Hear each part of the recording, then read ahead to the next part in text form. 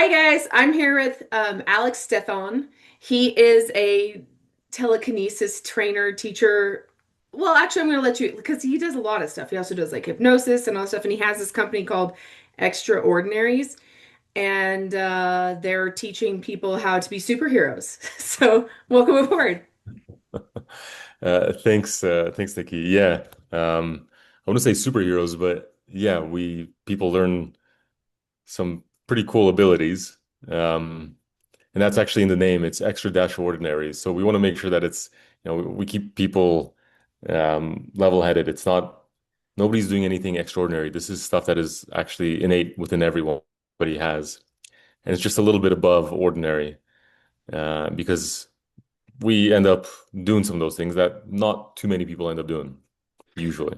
Okay, so I know you guys are doing the MindSight where you basically can see blindfolded, and you're doing telekinesis and like sticking things to walls.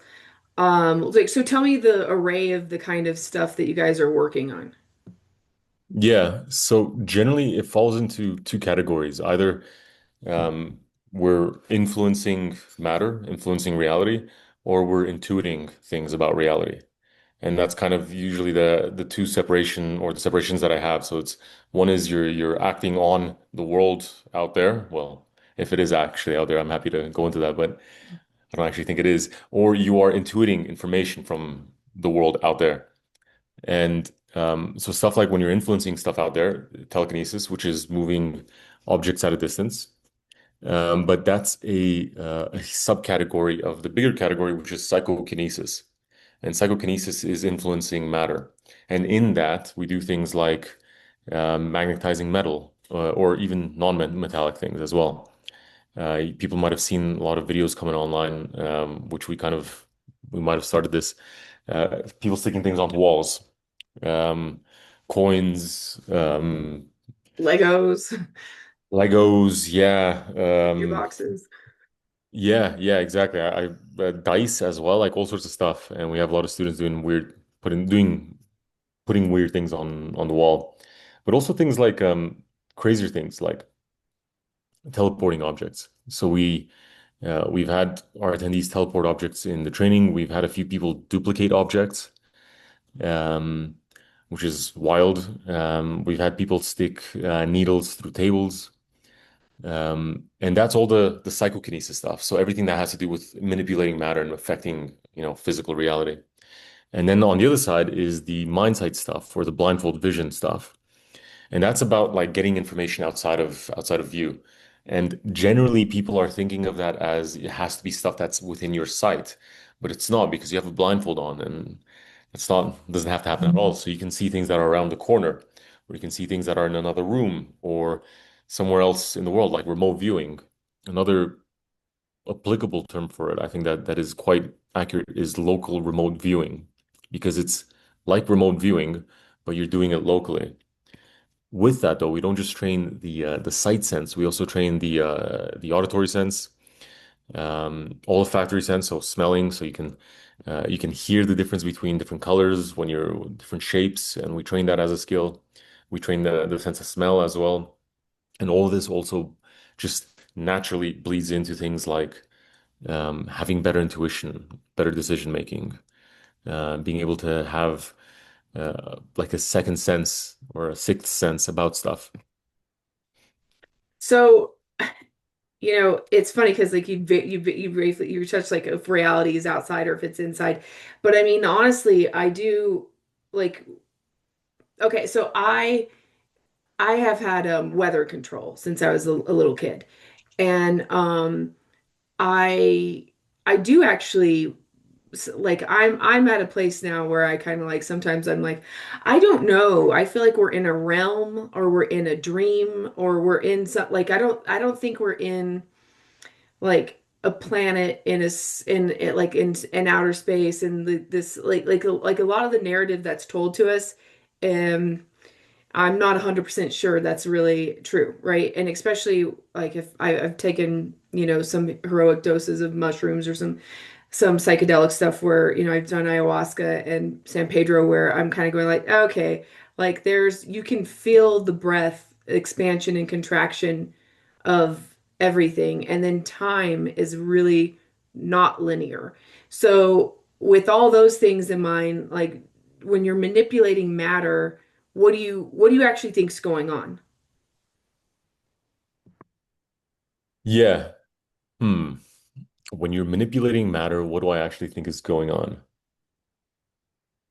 Because if it's true, then our reality isn't what they're telling us. No, not at all. And here's the thing. So when I first started it off and I was doing it myself, I assumed there was some sort of an energy or force that's doing it.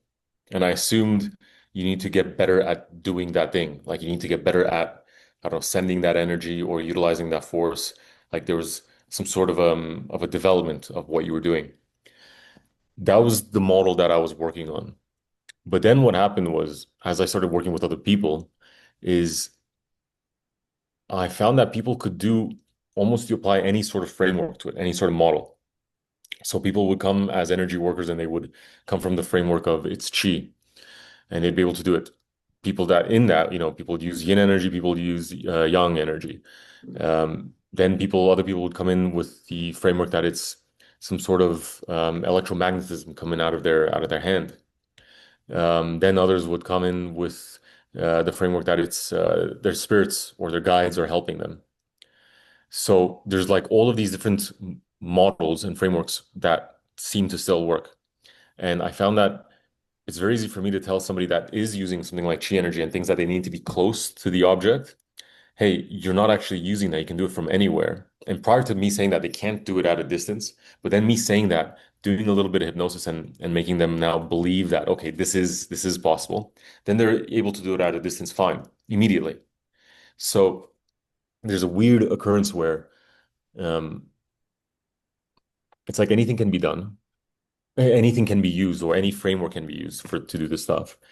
And also, distance doesn't seem to really matter except in belief. And also, progression doesn't really seem to matter except in terms of belief, because some people just end up doing some really high level stuff all of a sudden by accident. And then they're not able to replicate it. They're just in the right, I don't know, state. So, the model that I'm working with now is that what is happening is it's just intention, and you're just moving things by intention, using the framework that resonates for you personally. And what I mean by that, the framework that resonates for you personally is each of us have a certain background. Like we all have a history. We have a mix of stuff. So some of us have done energy work, some of us have done shamanic stuff, some of us have done magic. So what's your history? Are you coming from a Christian esoteric magical system, or are you coming from like a Wiccan esoteric, magical system? Depending on which you're coming from, you're going to have a different kind of your own framework, your own thing that you resonate with. So that's what I'm referring to. People have this, like, what makes sense to them. And what makes sense to one person isn't going to be the same thing that makes sense to another person. So it's really about exploring and finding out what it is that works for you in doing this kind of thing. And at the same time, on my job is to guide them into that, but then also guide them to become open to anything. Because no model, no framework is true. Just some are more useful than others. And for example, that energy working framework, which I mentioned, is great at the beginning for somebody to use because they can get it really quickly. But then if they want to do something at a distance, it's not going to serve them so well anymore because that doesn't work. Hmm. So part of my role is to help people expand. So first find what resonates with them and then expand into something that gives them as much flexibility as they need for the situation that they're in. So, I've heard, and some of your, and you guys should check out his Instagram. It's got like really cool videos. But there was the talk of, like doubt. Like if you have doubt, it seems to be the biggest hindrance. And then like really actually like believing you can like stick the penny to the wall or whatever, and you talked something about like building a belief bridge. Like, if you can't do the end result, then you do like little steps that get you to the end result. So are you finding like that, I don't know, like somebody who's completely skeptical of this and completely just like at a framework where they don't have any belief in anything? Like, are they going to be able to do something like this, or is that going to be a harder leap for them?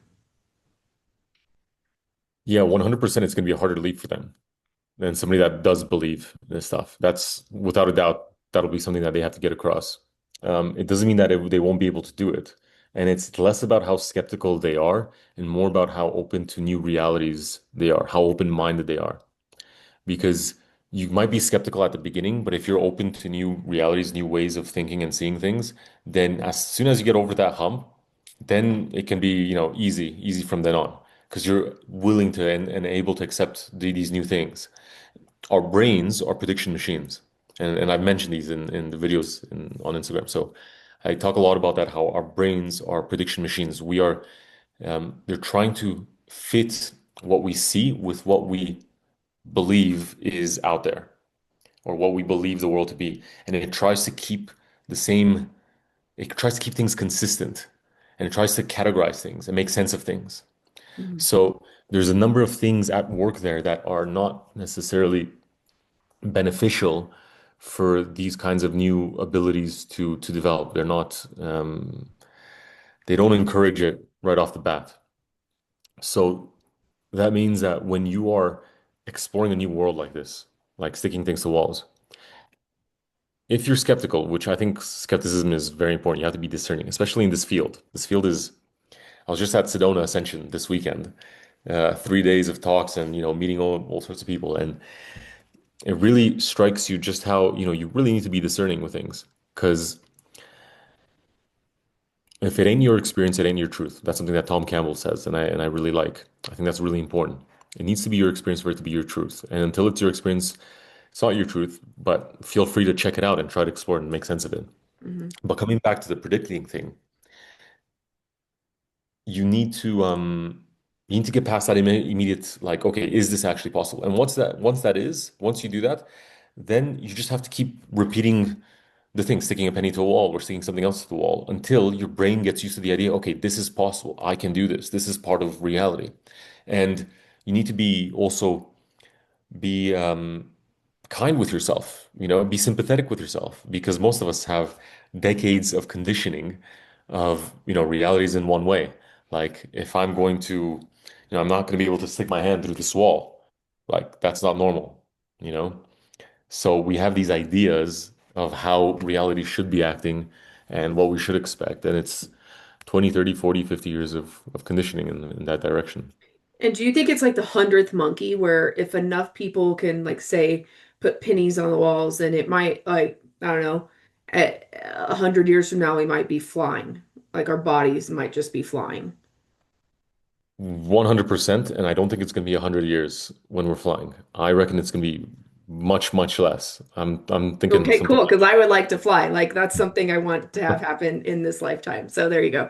That would be cool. And I don't yeah, want to have to use a car. I just want to have to be like, I'm going to teleport here, or I'm going to yeah, like go Peter Pan it to my friend's house, or whatever. Like, um, it's like we're bringing magic back, right? And yeah. This is uh, what we're trying to do with the trainings is exactly that, the 4 minute mile or the hundredth monkey effect. Or if you want to get a little bit more scientific, checking out Rupert Sheldrake's work and body of knowledge magnetic field. on the morphogenetic field. Yeah. And this is also something that I've noticed with my training. So the first telekinesis training that I did, it was 5 days long, and people were moving sideways under the glass on the third or the fourth day. Now, people do it on the first day. The training that we had last year in October, there were four teleported objects in the entire training that we know of.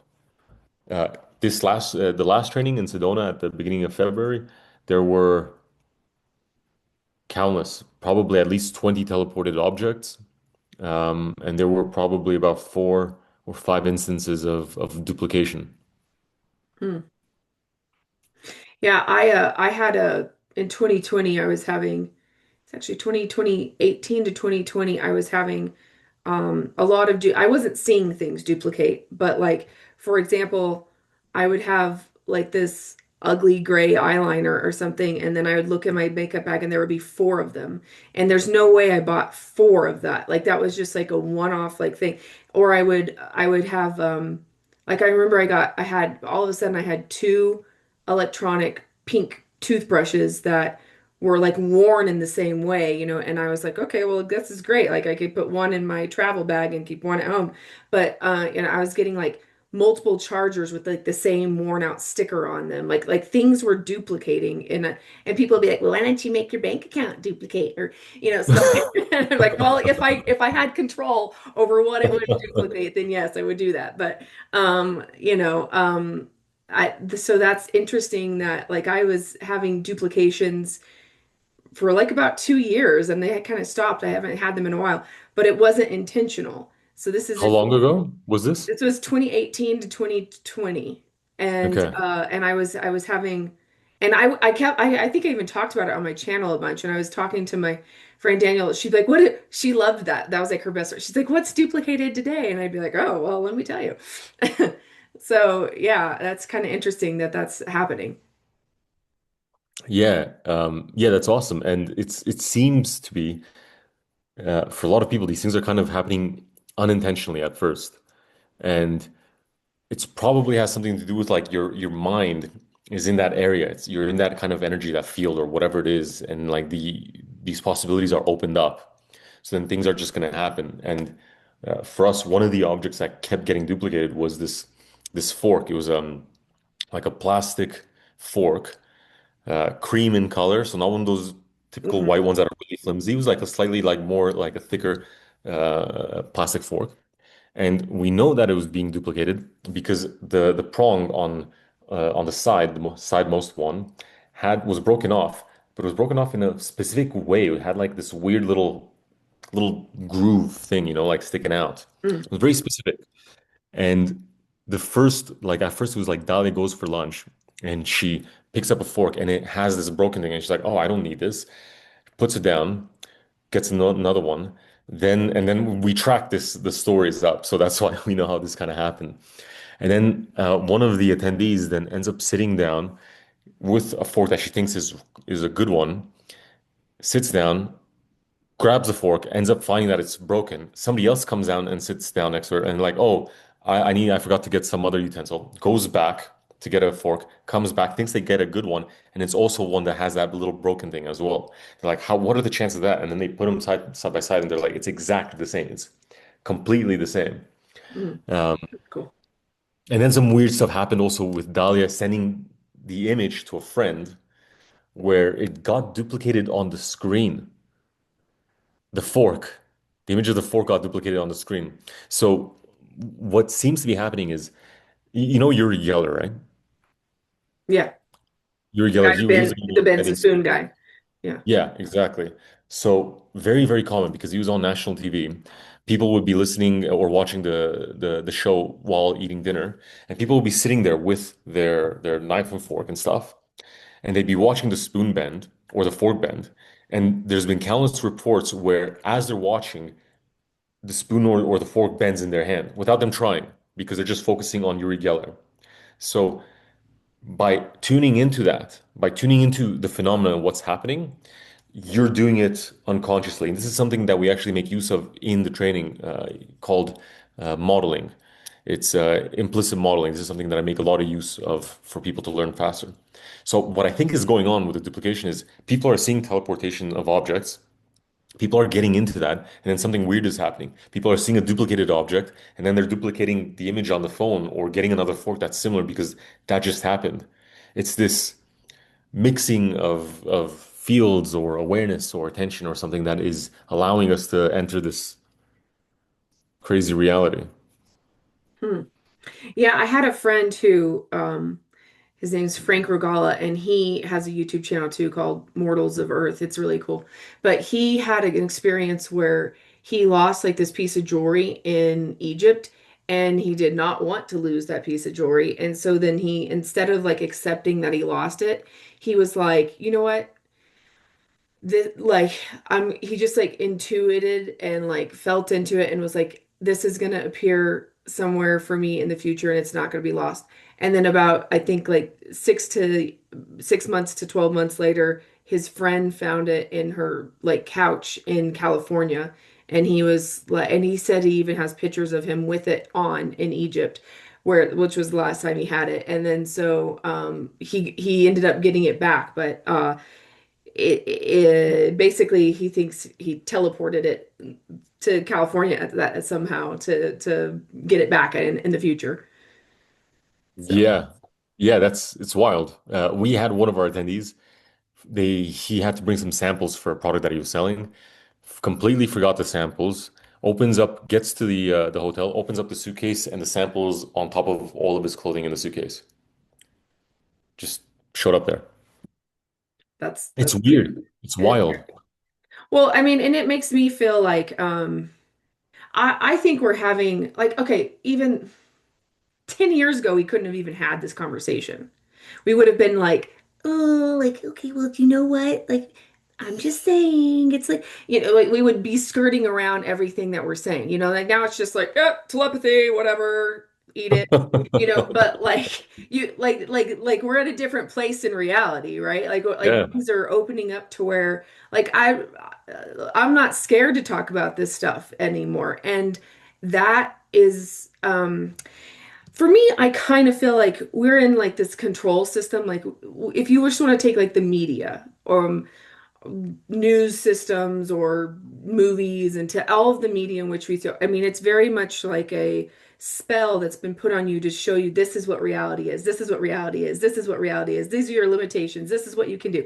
This is Yeah. what you can't do. And I think the more of us that kind of go like, or not, like a bit like, thank you, no, thank you, like break away from that. Um, we can actually change like the physics of the realm that we're in. Yeah, and that's how this stuff works, I believe, because it comes down to what the collective expectation is or what the collective agreement is of reality and how reality is supposed to be acting. Like Rupert Sheldrake, coming back to him, he did experiments with mice running around in a maze and using the same maze but different mice, having them go through the maze again. They would find that the time elapsed would reduce when this is kind of okay, that's kind of expected now that we believe in some collective unconscious and stuff. So Mhm. the time that it would take mice to finish the maze would reduce over time, over a period of however many samples. What was interesting though was they started doing this with new crystalline compounds. So creating new crystals, they would measure important certain important factors or things like, for example, boiling point or freezing point or anything that is you would have in compounds and within expected um, using instruments of measurement that had expected range. So it wouldn't be something that is completely outside of what is normal. And at the beginning, when these compounds would be first created, the range, the variation of like something like the boiling point would be quite large. So it would be a big range of when they would measure it. And each time they would measure, though, the range would start to decrease more and more and more and more. So this suggested that because there's a new compound being created, it's almost like it's not yet clear or hasn't yet settled on its properties, what the boiling point is, what the freezing point is. And as you keep measuring it, as consciousness keeps measuring it, it becomes more specific or more exact, and it settles onto something. So this is kind of similar with these abilities. It's like you're not supposed to be moving an object, but the more people are moving it, the more expected it is now that it can move, and the more people can do it and fall into that reality. Same with teleportation. The more teleportation is now more an easier thing to access because now it's expected. It's also expected in the container that we're creating. So with the training in October when we did it, I had no idea if this was going to work. I've never facilitated a teleportation exercise. I was like, I hope this works. I didn't tell anybody that I didn't know if it was going to work because I had to be confident so that people would believe, okay, yeah, definitely they're going to do it. And a few people did. The second one, though, I was 100% certain that this was going to happen. I had no doubts in my mind that this was going to happen. And that also affected the ability and the likelihood, the probability of people getting it to happen. Like, what kind of stuff did you teleport? Pennies. So in both trainings, what we used was pennies, but there were additional anomalous things that teleported or were duplicated, like needles were teleported and duplicated. This amulet by accident was teleported. Mm, There was coins. Like one of our attendees had this like really old dollar or quarter coin teleported. I think it was made of silver, and it's like they're gonna be selling it online for like 1,500 or 2,000 bucks. Um, so random stuff, pills. Somebody had their pills duplicated. that's interesting. Yeah. Yeah. So what has there been anything that surprised you so far? Like where like not even just that you can do that you've seen in some of these trainings where you're like, whoa, okay. Duplication and teleportation is insane to see That that yeah, happen that in is real life. insane. Yeah. So the teleporting you don't I haven't seen yet an object just like magically appear. I've had coins like drop and like I know that they've just deported. This was crazy. This was absolutely wild. So on Saturday night on the evening, after we finished the training, we said, okay, let's open up to the public. Let's get everybody in the Sedona community come over and we'll do a little presentation of what to show people what's possible. So we had about 100 people, 130 people in attendance. And I start off the intro and, I'm talking, explaining what it's about, yada, yada, yada. I haven't yet prepped people to be open to this kind of stuff, like I'm just kind of really getting people into it. And I say, the kind of stuff that we've done over the weekend was being able to see through blindfolds, moving objects at a distance, magnetizing metal, yada, yada, yada. And then I'm like, uh, and apporting objects, which basically means teleporting an object. As I said that, literally as I said that, one of the gentlemen that has this phenomenon occurring a lot and had it occur a lot to him during the training as well. Just then, a coin just dropped and hit the table behind them, the wall behind them, and it happened. Everybody looked, what? And I'm like, did that like what just happened? He said this coin just flew, and everybody saw it. The other attendees saw it, so that was a big surprise. And I spoke to him after, and he's in touch with his angels, or entities that are helping him, and they said apparently that they manifested that.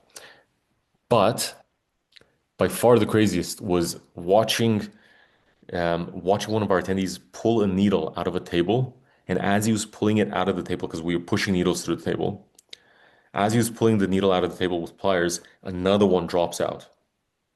Oh wow. Another one drops out, like in front of me, like you can see the weirdness happen like right in front of you. That's pretty cool. So, do you think it's amplified with numbers? Like the more people that are like focusing, because like how many people are attending these normally? On the last one with facilitators and trainers and videographer and everything, we had 45 people. So 45 people all believing in this reality. Do you think that amplifies it? 100%. 100% because um,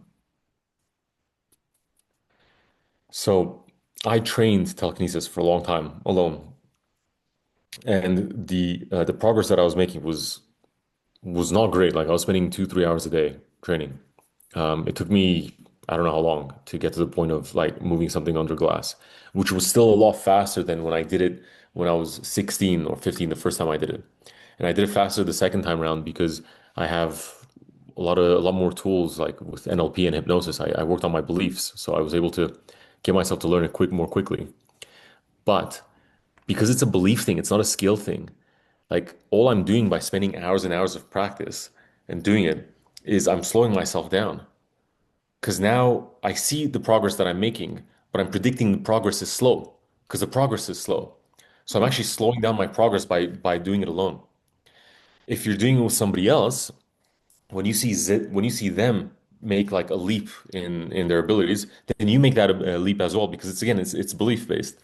After the training, we got a facilitator's house, an Airbnb, and we're there for like 5 days or something.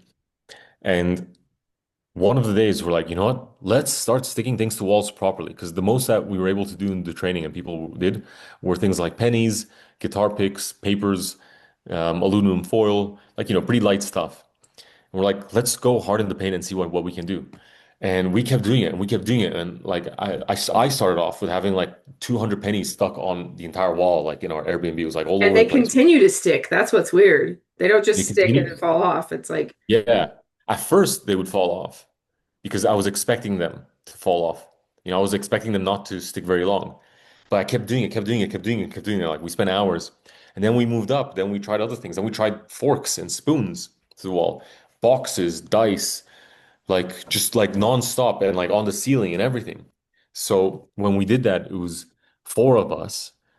And because there's four of us, one of us would get, at first everybody could get the pennies and nobody could get the nickels, the quarters, and then somebody got it. And then when that person got it, then we were all getting it, and then we moved on to like the next thing. And then the fork took a bit of time. I think it took about 20 minutes. And then once one person got it, then we all were getting it.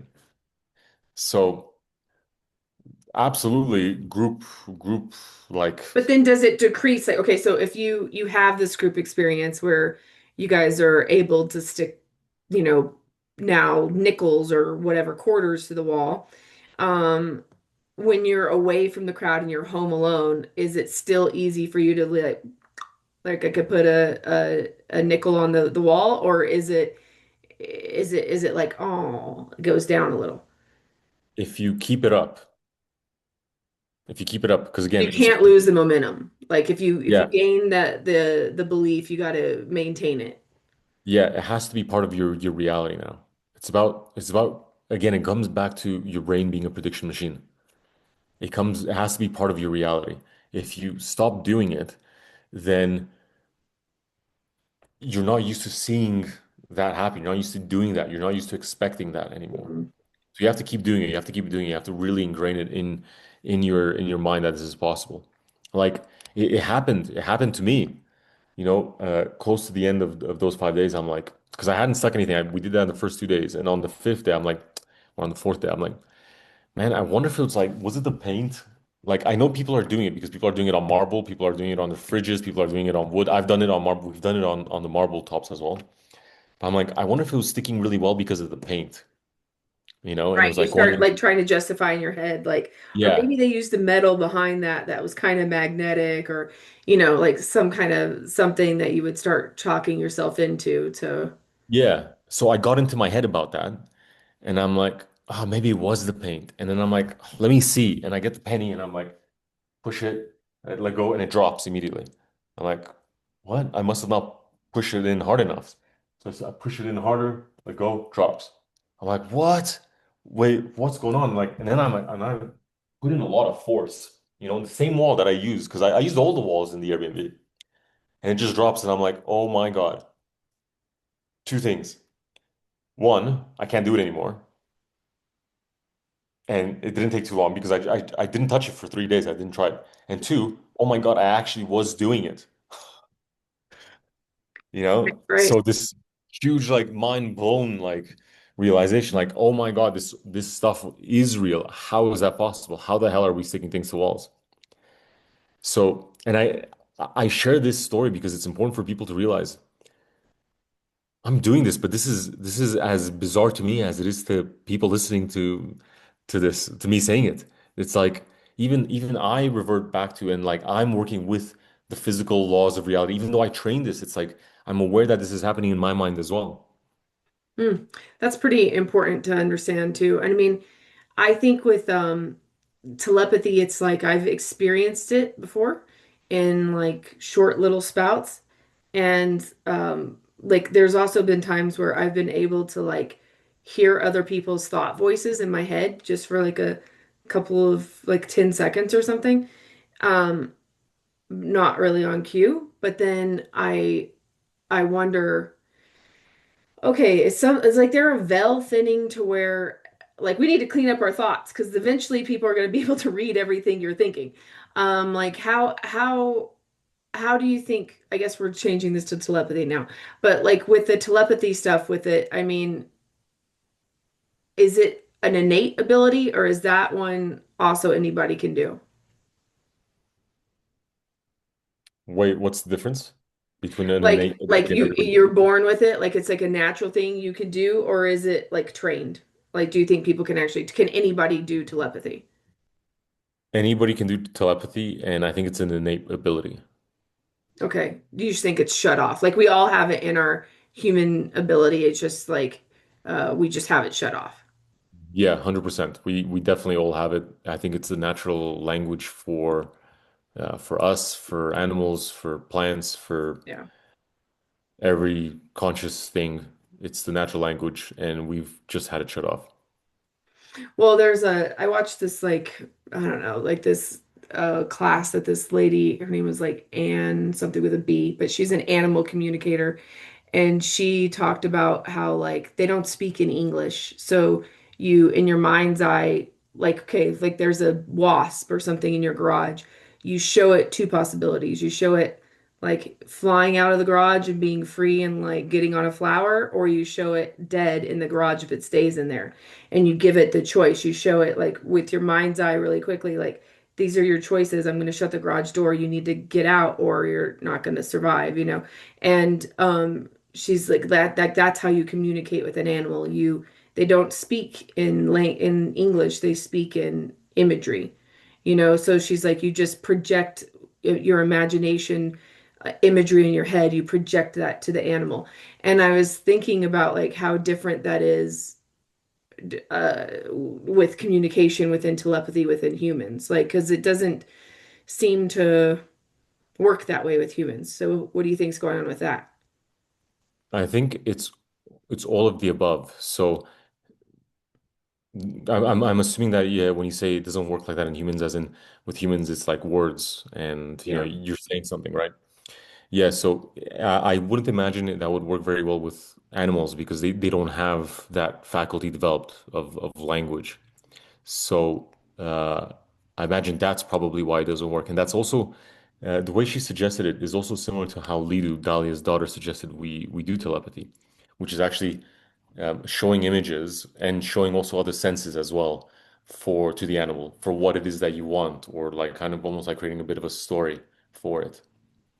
Um, I don't know if the idea of like how do you communicate that there's two options that you're giving them. One is bad, one is Right. good. I don't know how you do that.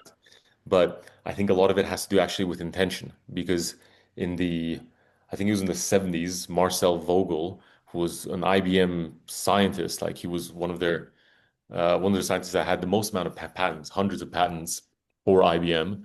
He found that if he hooked up a plant to similar kind of stuff that would be like on a lie detector, so measuring perspiration, measuring things, autonomic functions, if he had the intention that he was going to burn the plant, it would respond before he burned the plant. So having the thought, I'm going to burn it, it would respond. If he just imagined he was going to burn it, it would not respond. He had to he had to set the intention that he was going to burn it no matter what, and then it would respond. So only if the intention was there and it was truly a real intention would it respond. Interesting. So it can With actually sense intention. in those experiments, yes. In those experiments, yes. Hmm. Yeah. And the intention was important because just imagining wasn't enough. With people, what we do is we train sense and words as well. So we try to do all of those things. And what Lidu suggested is that you train the different things. So if you want to send something like a strawberry, it's easier because you can imagine the strawberry, you can hear what it sounds like. If you bite into it, you can taste it, you can smell it. Um, I'm missing a sense. Well, you could Uh, see it. You could see what I you can mean. see it, yes, and you can see Color, it yeah. as well. Yeah. And then of course you can also say it as well, strawberry. So we train all of these. And I I suspect it has a lot more to do with the receiving end of how you translate that and how you get that information because the information is somewhere outside of you. And then you pick up on that information and then your brain translates it into a sense, which could be auditory, visual, olfactory, kinesthetic. And it's that translation of the information that's outside of you into a sense that you can understand, that you can uh, senses are basically the language of the body of like how are we relating. It's the medium for which we understand and we relate and work with the world around us. Well, and I kind of assume that like a lot of people don't even know what's them and what's not them. Like they don't even know if a thought voice is their thought or like a lot of the thoughts we have are not really our thoughts. Like we're picking up on, something else that's been thrown down to us and we're thinking that it is us, but it's not us. So I think how do you help people clear that fog to where they can even sense what's outside of themselves and what's into themselves?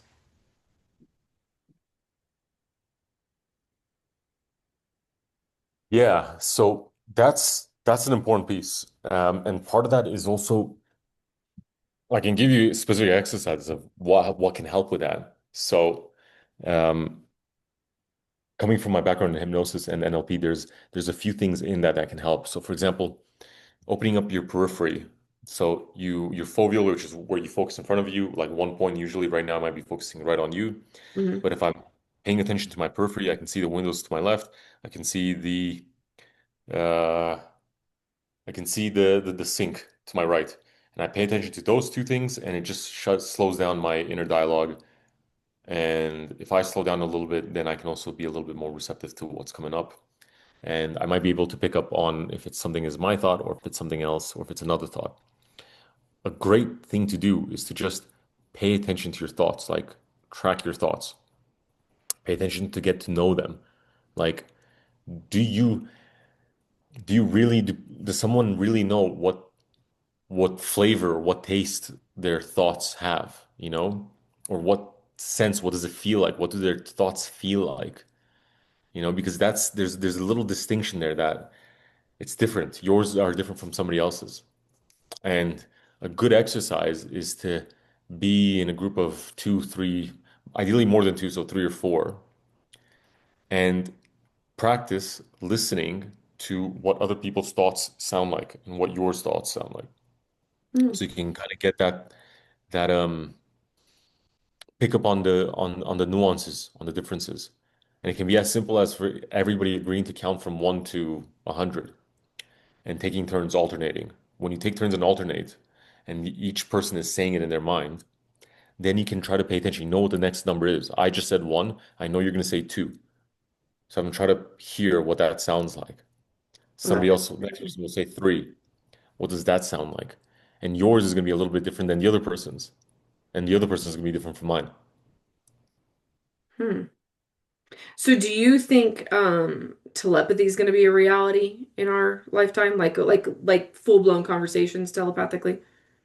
Full-blown conversations, full-blown, yeah, feelings, exchange of communicate, like fully exchanging communication. Yes, this is my what I'm making, what I've made my mission. Um, at least for now, until I see something else as holding a higher likelihood of being able to elevate humanity. Telepathy is my mission to help bring to the world. Yeah, I mean I 100% believe it's real. I believe it's possible and I believe it's coming.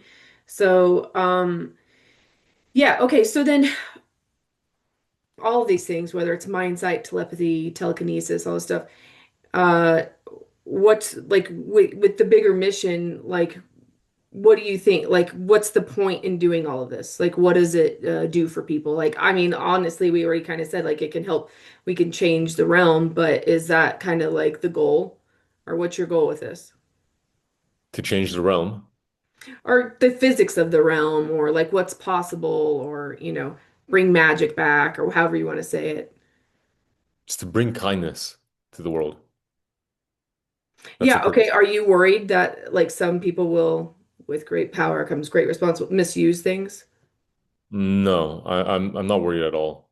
People are not going to be able to advance at this very quickly if they have bad intentions. They're People will be able to advance at this with bad intentions. I'm not saying they wouldn't, but they'll have a lot of difficulty doing it because we are part of an ecosystem. We think of ourselves as separate. I'm separate from you. I'm separate from this cup, this mug. We're all separate. I'm here. Everything else is there. That's not actually how things are. That's not at all how things are. We're all really one. And I don't mean in the spiritual sense. I mean, no, it's like a matrix. It's like a fabric, like this thing that's on, this placemat. It's woven together. It's all woven together. And if I start messing around with one of these, it's gonna mess around with surrounding ones there. Hmm. But it's not, we're not all not unmoving like this is. We're constantly moving. We're constantly making decisions. We're taking actions. We're thinking things. So imagine this, but it's constantly like always moving.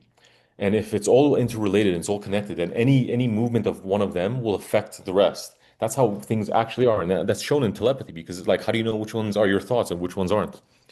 So when you consider that we are all an ecosystem and we're all interrelated, interconnected, we're all together, then if I have bad intentions, if I want to learn telepathy to be able to hurt people or learn psychokinesis to be able to hurt people, I might be going in that direction.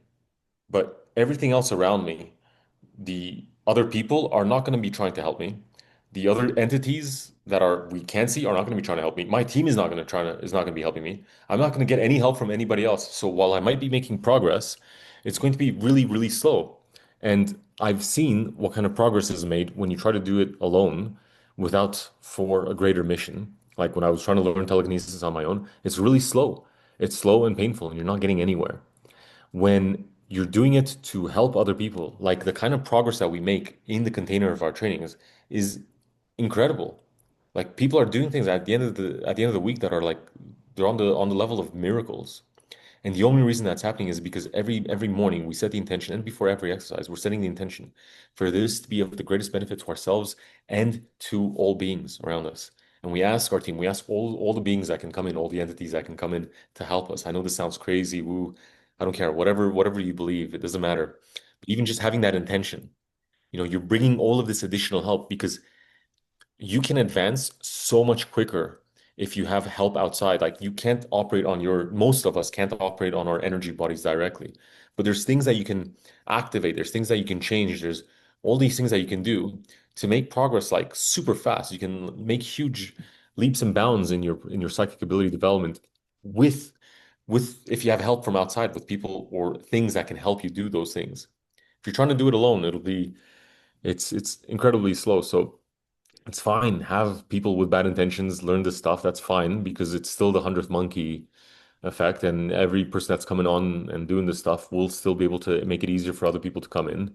And equally, though, those people are going to be very slow. They're not going to have the same kind of development that others are going to have, and the people that have good intentions are going to develop more quickly. And and people that have bad intentions, negative intentions, most of them are having those kinds of intentions because they had some sort of an upbringing, because they live in a certain kind of environment, a certain context that isn't very happy, isn't very fun, isn't very beautiful, isn't very loving, isn't very kind. I'm willing to bet that most people that have negative intentions don't have a lot of people that are kind to them or that are loving to them. So, as the world as a whole, as communities, as neighborhoods, as societies become more kind, more loving with each other, that isn't something that is just going to be separate and only inclusive to yourself. It's not going to be reflected internally. What's going to happen is that you're going to reflect that externally. You're going to send that out to everyone that you meet.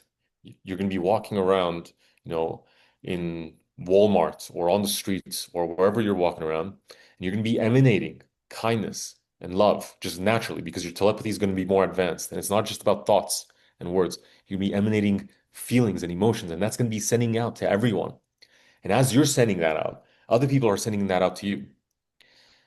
How can something that is negative exist in an environment where people are emanating love and kindness? Yeah. I mean, that's a great point. I mean, and especially if this gets advanced to the point where it's like, we can read thoughts. It's like, oh, so you want to rob a bank? Like that's not cool. Like I mean, it makes sense that you know, it has its own kind of fail safe on keeping things that are collectively helpful versus not helpful to the collective. So I think Yeah, it's a really great yeah. perspective. And most people are thinking of it like, okay, how do we go from here, society the way it is, to okay, now we can all think and read each other's thoughts and all that stuff. But the jump doesn't happen immediately. And being able to read thoughts word for word is actually pretty advanced. What first is going to happen is being able to again like exude certain feelings or emotions. Hmm. Like that's the basic stuff. Like, okay, so we're gonna like push those things out more easily. And society's gonna change just off the back of that. When we can do that more, it's gonna be a bit different. Like we're not gonna be able, it's not gonna be so easy to elect the wrong people, people that have bad intentions. Hmm. Not because we can read their minds perfectly, but because we can sense what people have bad intentions. People are not going to be in power, in positions of power, executives, directors are not going to be in positions of power that are planning to harm the environment or the world. So it's going to slowly like change towards being kinder and more loving in general. By the time we get to the point where we're able to be more clear with thoughts, I doubt banks are going to operate the way they do now anyway. That's not even going to be a thing. The usual social systems and structures are not going to be the way they are now. It's going to be completely overhauled. Yeah, I mean, I'm all for that because like it's you know, I was driving in this kind of sketchy neighborhood last night in Albuquerque, and it was just lots and lots and lots of homeless people. And I was like, or I was having a conversation with people in the car, being like, it's like, what do you?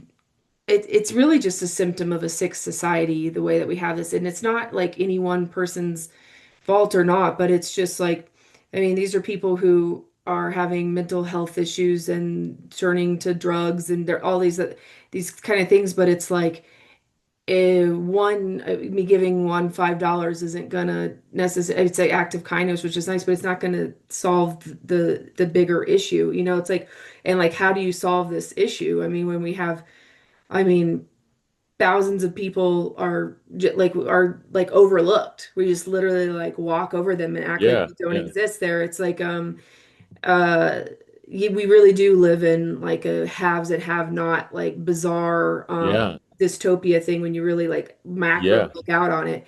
And I think like if we did, like, these people are not shown kindness, right? So it's like if we um like they're able to have that festering other thought voices like going, and like it's almost like they have the entity of addictions or whatever in their head all the time. It's going to be, I think like stuff like this could be the kind of thing that actually slowly heals that, you know yeah, it's yeah. not just And some throwing money at it. there's a study that was done, and I'm probably going to butcher this a little bit.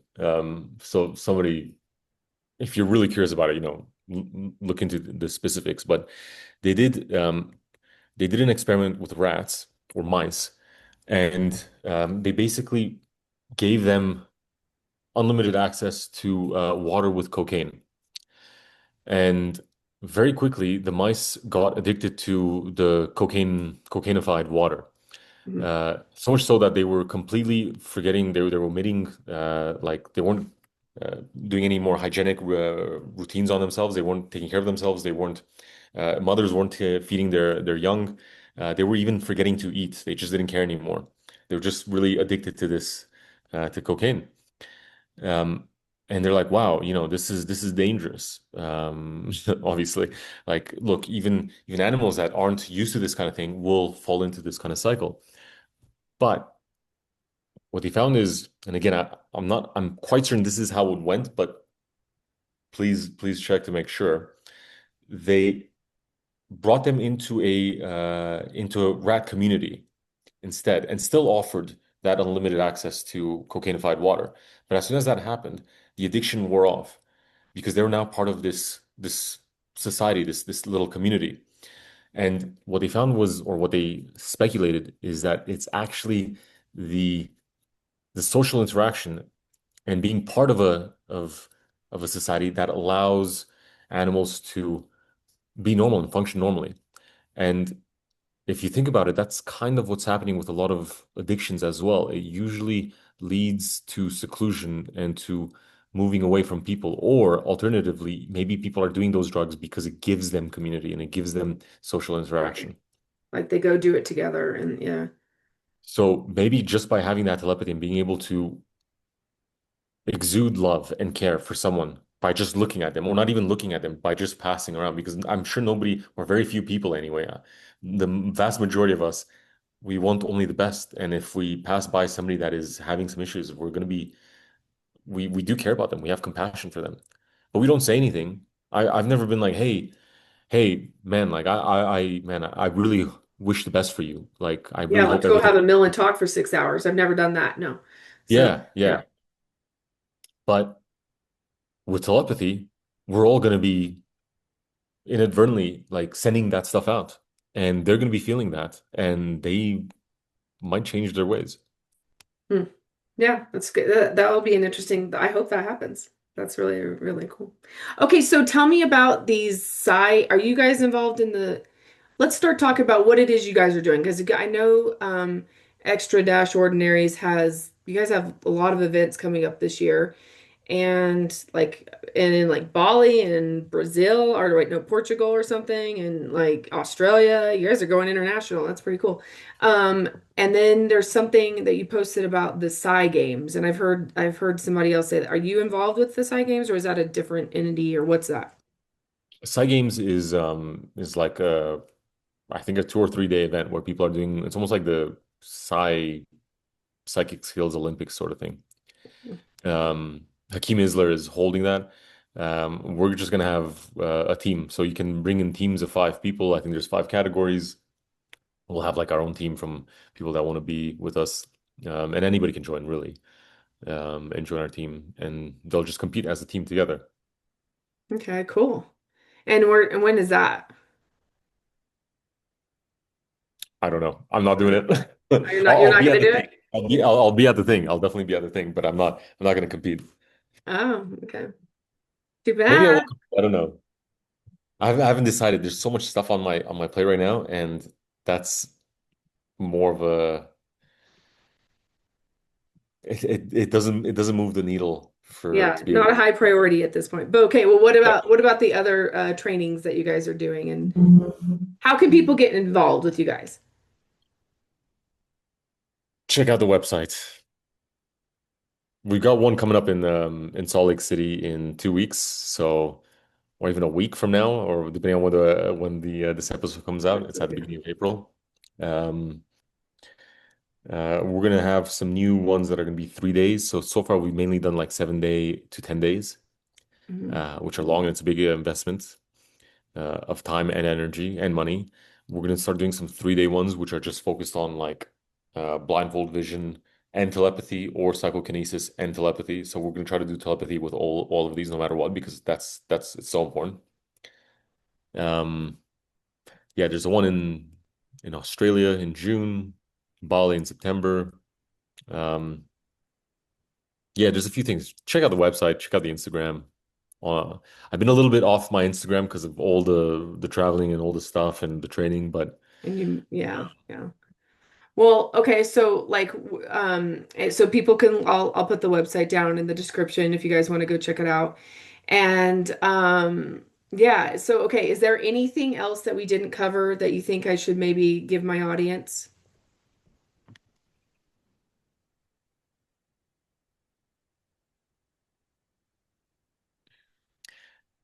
here's the thing.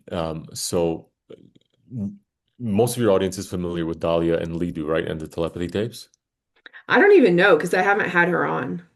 Check that out. Check out the telepathy tapes first of all, and Dali and Lidu. Dali is my co-trainer. She does the blindfold vision, and her daughter is she's a nonverbal autistic, so she uses a letterboard to spell.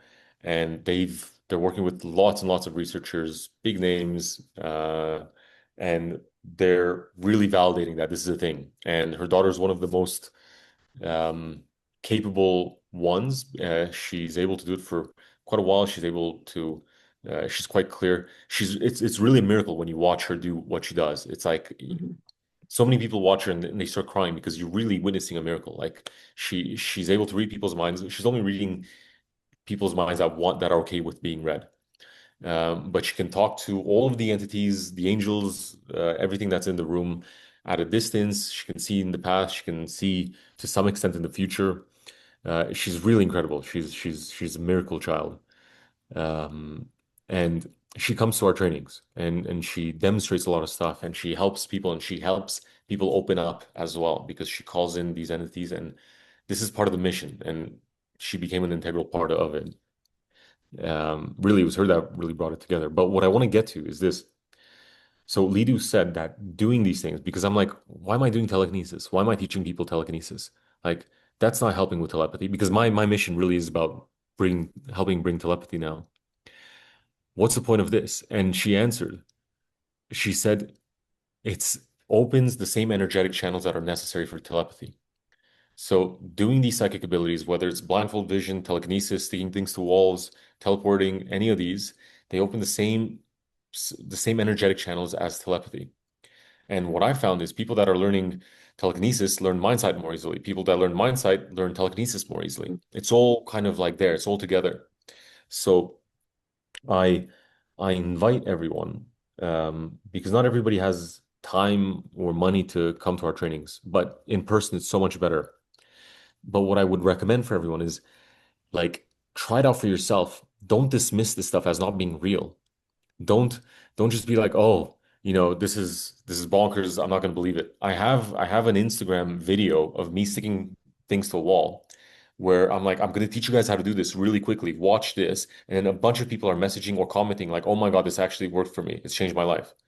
Like that's all it takes. Just have a bit of belief and do it. And just do it. Don't be scientific in quotations and be like, no, science has proved this is not possible. No, no, actually, it's 2026. Science has proved without a shadow of the doubt that this is possible.